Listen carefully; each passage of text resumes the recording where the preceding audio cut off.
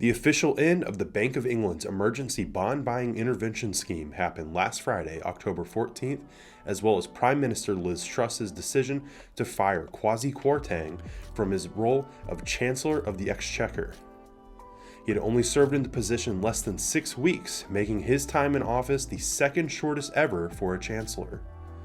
With the UK's economy now taken off of monetary life support and a former foreign minister named Jeremy Hunt now appointed the new chancellor, both the Bank of England and the Prime Minister are hoping for a fresh start.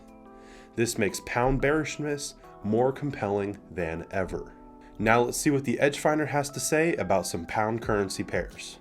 So here we go. Inside of the Edgefinder, the first pair that we're going to take a look at is GBP USD, which is a sell bias here in the Edgefinder with a score of -5. So when it comes to the pound against the dollar has been incredibly hot all year long, and the pound, with all of this turmoil going on in the British government, the pound is just not looking very hot right now. So sell bias here for the pound dollar pair, and we have our COT data with scores of -2. And since it's the start of the week, we actually have brand new updated COT data, and the dollar is, like I've said, it's been hot all year, but it's getting even stronger among institutional traders.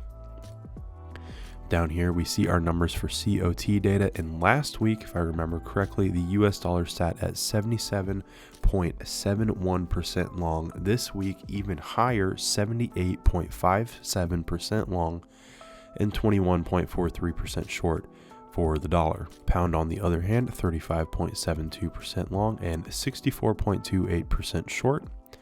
So institutional traders heavily favoring the dollar, and they are dumping the pound, selling it off. Retail traders are basically 50-50 here. We have 49% long and 51% short. Can't get much closer to that, and that, of course, is going to give us a neutral score because retail traders can't make up their mind if they're buying or selling the pair at the moment. Seasonality report, we have a score of -1 here, and here are our numbers for October. And historically speaking, we see this pair going in an upward trend in the later months of the year. However, I don't see that happening with the way that the British government is handling things, along with how hot the dollar has been. I'm seeing bearish momentum for the dollar moving forward towards the end of the year, unless something drastic changes and the pound can turn it around. Trend reading is -1. Our GDP growth, inflation, unemployment, and interest rates sit at 1, -1, 0, and -1 respectively. We can see here unemployments are the same at 3.5%. That's what gives us that 0 score. Pound GDP growth 0.2% compared to US dollar -0.6%. So the pound actually has better GDP at the moment, which is why they have their plus score here. But everything else is a negative score. So we can see interest rates 2.25% for the pound and 3.25% for the dollar, giving us a +1 bias towards the US dollar. And inflation is so high in the US at 8.2%, but even higher over there, 9.9% for the pound. The other pair that I want to take a look at very quickly is GBP AUD. And it has a neutral bias, just a score of +1, but not really leaning in either direction, giving us a neutral buy or sell bias, however you want to look at it. And you might be thinking to yourself, well, why are we taking a look at a pair with a neutral bias? Well, because we have Aussie dollar news coming up later in the week, so it's good to go ahead and get some numbers on the Aussie dollar before that news breaks so we can see how it changes. Are you interested in our market scanning software, the Edgefinder? You can try it today for free. Click the link in the description and fill out the form letting us know you're interested in the software. A member from our team will contact you with trial access information. The Edgefinder has brand new features like price forecast and economic news. There has never been a better time to try out the software for yourself. Click the link in the description and try it out for free today. And also, just with all this confusion going on with the pair, let's take a look at the score chart summary just really quickly before we go back to pound Aussie. If we look at these pound pairs in here, if we just kind of scroll through, or in fact, let me just have minor currency pairs only. Minor currency pairs only, and we can take a look at our pound pairs here. Obviously not pound USD, that's a major pair. That will be the only one not listed, but we can see pound CHF, neutral score +2, slightly higher. Pound Aussie, like we just mentioned. Pound CAD, score of 0. And where is pound JPY? Pound JPY right here. I don't know how I missed that. Neutral score +2. So we have a lot of neutral scores, not a lot of heavy favoring one way or the other for the pound, other than pound USD because of dollar strength. So like I mentioned, we have Australian dollar news coming out later this week. We also have some Canadian dollar news coming out later this week as well that we will absolutely get to this week. But with the score of 0, I figured why not go ahead and go with the one that has a score of 1 at least. So here in the pound Aussie breakdown page, like we mentioned, score of +1, COT data sits at a score of 0. And institutional traders are pretty much the same on both of these. We already went over the numbers for the pound, but for Aussie we see 32.61% long and 67.39% short.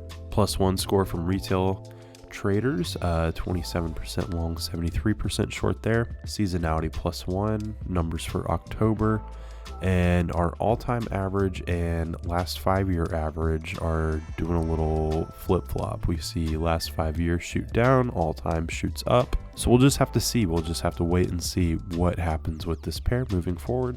Trend reading +2.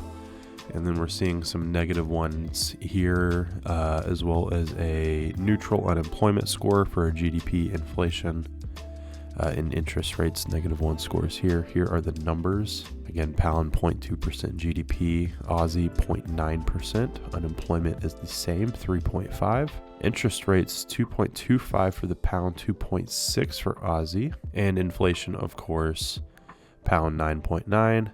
Aussie 6.1%. So that was a quick look into our pound pairs here in the Edgefinder.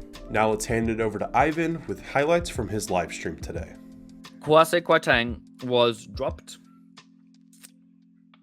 and sent away for agreeing with Liz Truss.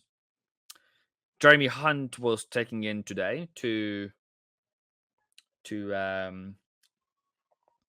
disagree with Liz Truss, and now they are reversing on basic tax, right? They are reversing on corporate tax.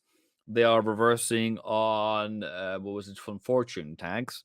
They're reversing on almost everything. The only thing that I did say was that Bank of England is ready from 7th of October to, was it from 7th? From 17th? From what? Which day? From Sunday to BOE to do some QE. Ska vi se.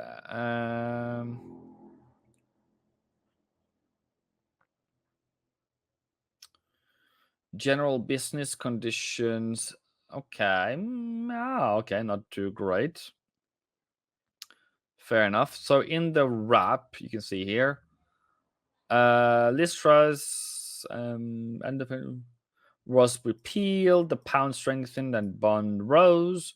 Stocks increased as investor goes ready for several significant earnings this week. Bank of England said something today, but okay, let's go back, and then we will find what he said. That